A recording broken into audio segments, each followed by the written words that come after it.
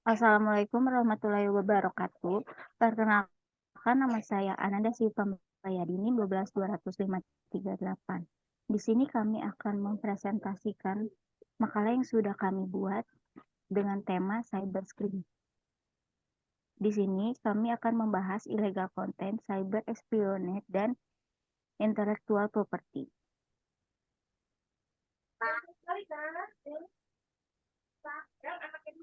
Yang beranggota kelompokan Yogi Sumantri NIM 1220512, Muhammad Chandra Darmawan NIM 1220516, Windy Riando Handoko dengan NIM 1220527, Hilman Maulana Abdillah NIM 1220530, dan saya sendiri Anda Siwi Pambayadi NIM 1220538.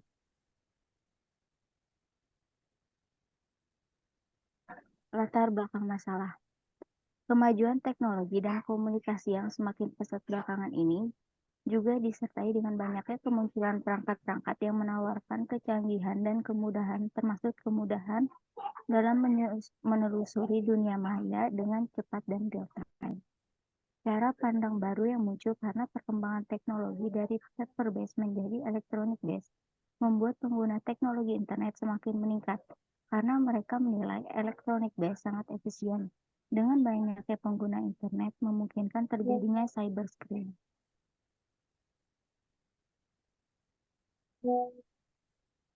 Mengenal apa itu cyberscrime? Cyberscrime merupakan kejahatan dengan memanfaatkan teknologi komputer, jaringan internet, dan sebagainya yang berbasis pada kecanggihan perkembangan teknologi internet. Bentuk kejahatan ini biasanya pelaku melakukan pencurian data atau informasi, merusak sistem yang ada, dan lain-lain dengan maksud untuk mendapatkan keuntungan bagi si pelaku cyberscrime. Cyberscrime mulai muncul sejak tahun 1988, yang mana pada masa itu masih disebut dengan cyber attack.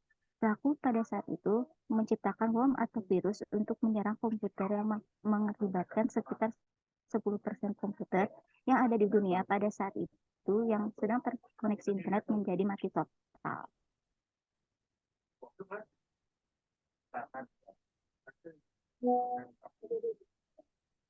Karakteristik cyberscrime. Secara umum, karakteristik cyberscrime itu bersifat global dan seringkali bersifat transnasional atau melintasi batas negara.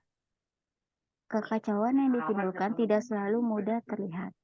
Pelaku yang bersifat universal, yaitu tidak mengenal usia, menggunakan teknologi informasi yang sulit dimengerti oleh orang yang tidak menguasai dunia cyber, dan dapat menimbulkan kerugian material maupun non-material seperti waktu, uang, barang, kerahasiaan informasi, bahkan martabat serta harga diri.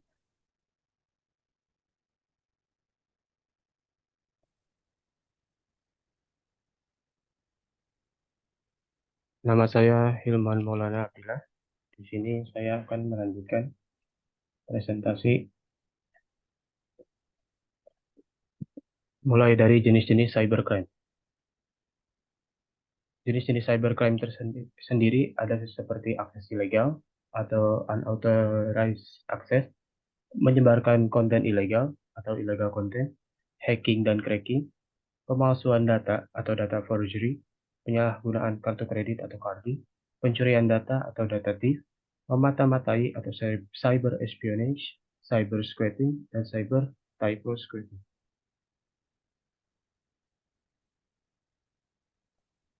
Untuk dasar hukum cybercrime tersendiri biasa disebut cyber law, yaitu hukum yang digunakan di dunia maya atau cyber yang diasosiasikan dengan internet yang isinya mengupas mengenai aspek-aspek aktivitas manusia pada saat menggunakan internet dan memasuki dunia maya, namun diartikan secara sempit kepada apa yang diaturnya.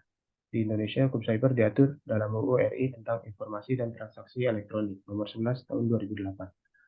Undang-undang tersebut diharapkan dapat mengatur segala urusan dunia internet atau cyber, termasuk di dalamnya memberi hukuman terhadap pelaku cybercrime, perbuatan yang dilarang dalam UU ITE Nomor 11 Tahun 2008. Untuk pelanggaran cyber, illegal content terdapat pada pasal 27 sampai pasal 29.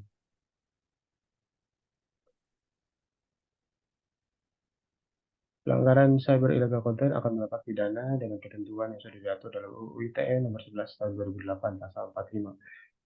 Ayat 1 yang berbunyi, setiap orang yang memenuhi unsur sebagaimana dimaksud dalam pasal 27, ayat 1 sampai ayat 4, ayat 1, ayat 2, ayat 3, atau ayat 4 dipidanakan dengan pidana penjara paling lama 6 tahun dan atau denda paling banyak 1 miliar rupiah. Lalu ayat 2, setiap orang yang memenuhi unsur sebagaimana yang dimaksud pasal 28, ayat 1 atau ayat 2 dipidanakan dengan pidana penjara paling lama 6 tahun dan atau denda paling banyak 1 miliar rupiah. Lalu ayat 3, setiap orang yang memenuhi unsur sebagaimana dimaksud dalam pasal 29 dipidana dengan pidana penjara paling lama 12 tahun dan atau denda paling banyak 2 miliar rupiah.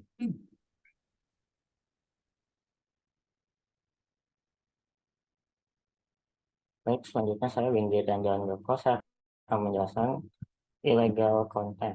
Illegal content itu merupakan kejahatan dengan memasukkan data atau informasi ke internet. Data atau informasi yang merupakan hal yang tidak benar, tidak etis, dan juga tidak dapat melanggar hukum atau mengganggu ketertiban umum. Sebagai contoh, pembuatan berita yang tidak benar dan juga dapat menghancurkan martabat atau harga diri dari pihak lain. Hal-hal yang berhubungan dengan pornografi, pemuatan informasi terkait rahasia negara, dan propaganda untuk melawan pemerintah yang sah, dan sebagainya. Secara ringkas, illegal content merupakan kegiatan menyebarkan hal yang selalu salah atau dilarang atau dapat merugikan orang lain. Sebagai contoh, yang pertama itu pemuatan informasi terkait rahasia negara.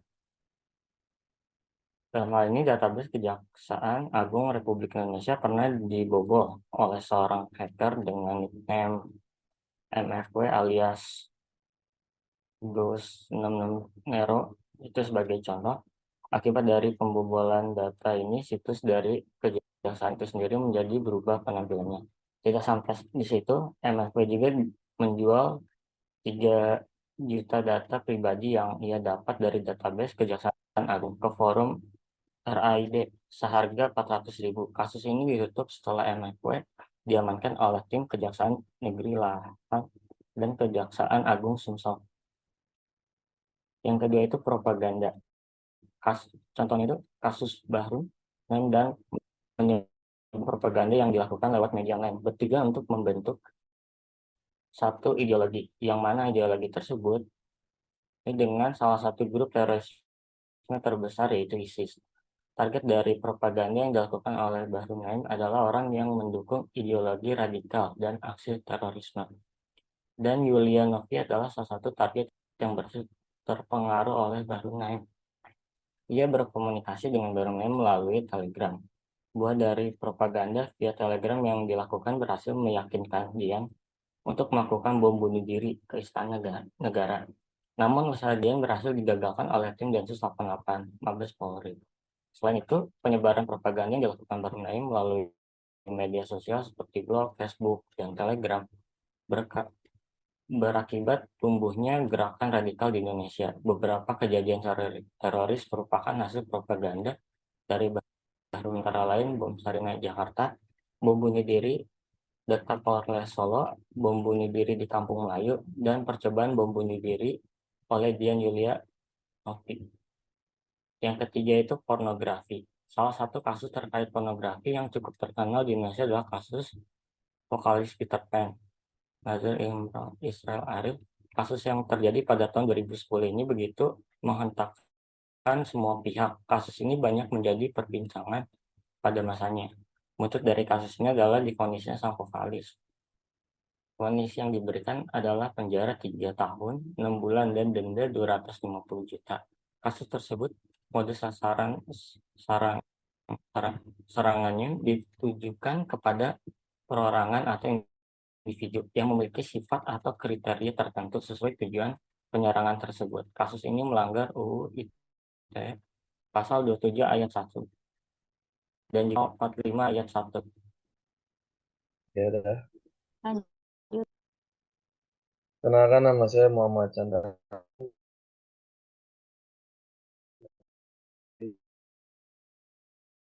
12-205-16 di espionage, cyber espionage didefinisikan sebagai media menjadi kejahatan untuk mengumpulkan informasi yang dilakukan oleh individu atau negara. Oleh karena itu, cyber espionage dapat didefinisikan sebagai tindakan yang dilakukan orang yang tidak berwenang dengan menggunakan ruang cyber atau cybersafe untuk mengumpulkan informasi umum atau khusus untuk tujuan yang diminta oleh pemerintah. Kejahatan ini juga seperti dapat membahayakan dan mengganggu stabilitas keamanan dan pertahanan negara. Perusahaan besar, lembaga pemerintah, dan organisasi yang dimiliki aset untuk suatu tujuan adalah target yang paling sering menjadi korban dari kejahatan ini. Selain itu, kejahatan ini juga dapat ditujukan kepada orang-orang seperti politisi, pejabat pemerintah, bahkan selebriti.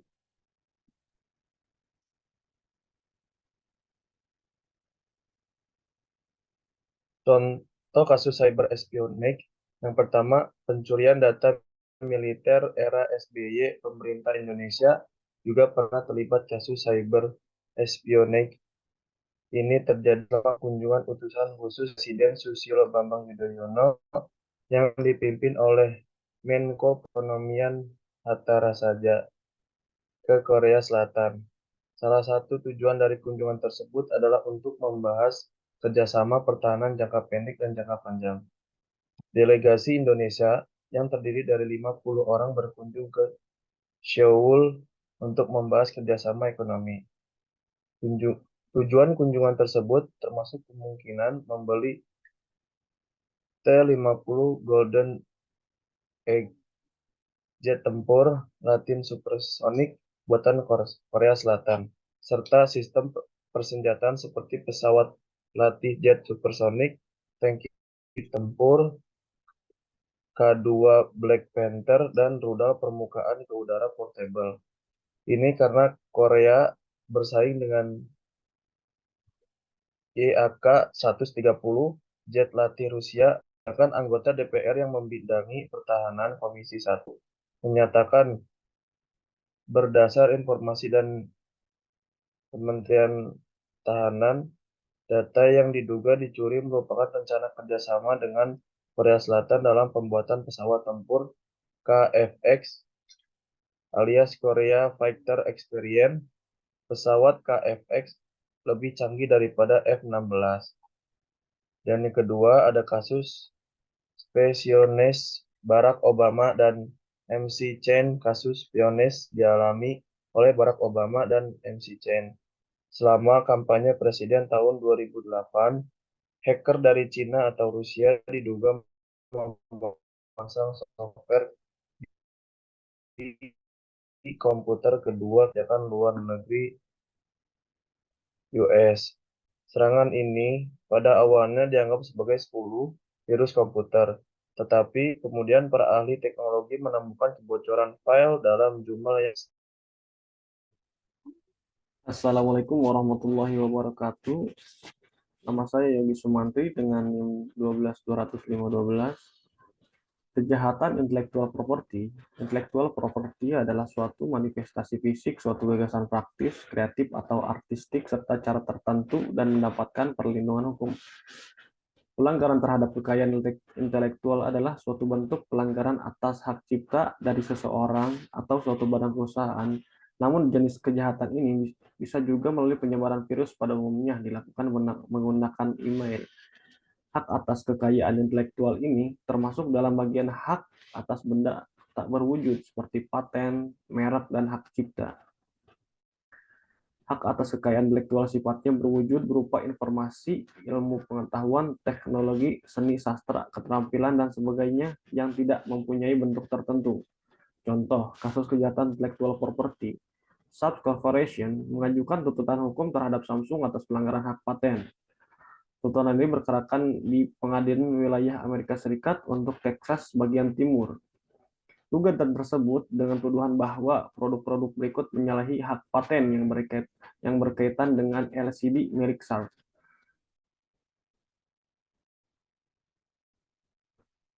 Yang diproduksi oleh Samsung dan dijual di Amerika Serikat oleh Samsung TV LCD dan monitor LCD yang menggunakan modul LCD yang diproduksi oleh Samsung dijual dan dijual di Amerika Serikat oleh STA. Dalam gugatannya, Sharp meminta pengadilan mengabulkan kompensasi ganti rugi yang dialami Sharp dan melarang penjualan produk yang bermasalah tersebut. Sharp juga menghendaki adanya tim juri penilaian. Sharp telah berusaha menegosiasikan untuk mencapai kesepakatan dengan Samsung atas satu perizinan hak paten LCD sejak 2006. Namun sangat disesalkan tidak dapat memecahkan masalah ini melalui proses negosiasi. Sebagai hasilnya, Sharp terpaksa mengajukan gugatan prakara hukum ini untuk melindungi properti intelektualnya. 5 hak paten Amerika Serikat milik Sharp Corporation yang termasuk dalam gugatan perkara hukum 1 USP 4.649.383 driving method untuk meningkatkan rasio kontras LCD 2 USP 5.760.855 guard wiring untuk mencegah kerusakan akibat listrik statis pada LCD 3 USP 6.052.162 formasi elektroda untuk meningkatkan mutu display LCD 4 USP 7.027.024 driving device untuk meningkatkan mutu display LCD 5 USB 7.057.689 LCD yang memiliki film optikal untuk menghasilkan viewing angle yang luas dengan menggantikan perbedaan fase. 2. Apple sempat menuntut penjiplakan tema Aqua kepada komunitas open source. Namun yang terjadi adalah bukan penjiplakannya, tapi peniruan hak cipta yang dimiliki oleh Apple adalah baris kode Aqua beserta logo dan gambar-gambarnya, sedangkan komunitas open source meniru wujud akhir tema Aqua 10 dalam kode yang berbeda dan tentunya membuat baru gambar dan warna pendukungnya meniru bukanlah karya tiruan. 3. Bulan Mei tahun 1997, grup musik asal Inggris Oasis menuntut ratusan situs internet yang tidak resmi yang telah memuat foto-foto, lagu-lagu beserta lirik dan video klipnya. Alasan yang digunakan oleh grup musik tersebut dapat menimbulkan peluang terjadinya pembuatan poster atau CD yang dilakukan pihak lain tanpa izin. Kasus lain terjadi di Australia, di mana AMCOS, The Australian Mechanical Copyright Owner Society, dan AMPAL, The Australian Music Publisher Association Ltd, telah menghentikan pelanggaran hak cipta di internet yang dilakukan oleh mahasiswa di Monash University. Pelanggaran tersebut terjadi karena mahasiswa dengan tanpa izin membuat sebuah situs internet yang berisikan lagu-lagu top 40 populer sejak tahun 1989. Sekian, terima kasih presentasi dari kelompok kami. Wassalamualaikum warahmatullahi wabarakatuh.